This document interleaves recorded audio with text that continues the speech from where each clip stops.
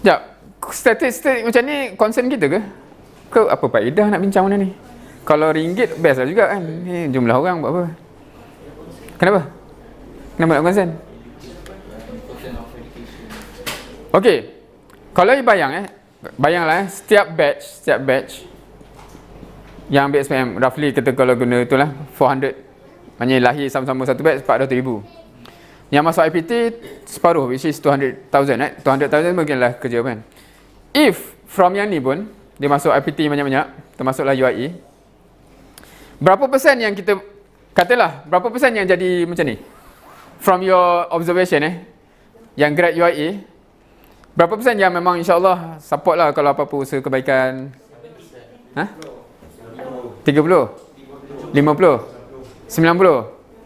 20? Oh, kenapa disparity yang besar ni? Kuliah masing-masing. Oh, kuliah masing-masing. Kuliah. 90 ni kuliah mana?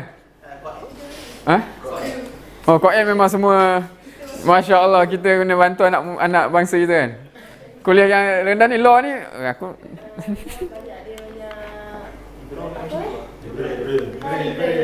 banyak liberal. Interesting. Yang kalau kau nampak ke based on observation tu ke based on observation kuliah je? Tapi yang ni sebab tapi kita tak ada data ni. Yang penting tim data ni nak betul-betul buat survey kan. Awak sokong tak? Dia kena. Okay. Tapi have you ever dapat tahu ataupun access UIA punya statistik masalah? Siapa pernah terleak apa-apa?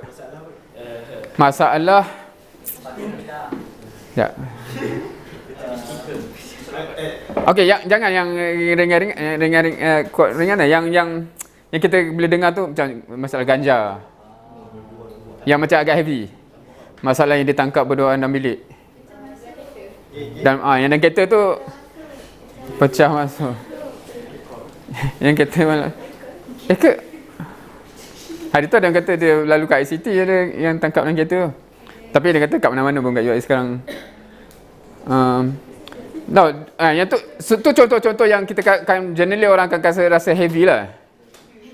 Rasa benda tu serious concern tak kat UI? Ke macam mana ada satu dua je? Serius? Kau cakap ni berdasarkan apa? Sangka buruk ke? Kawan-kawan yang tahu lah ke yang... Ya aku semalam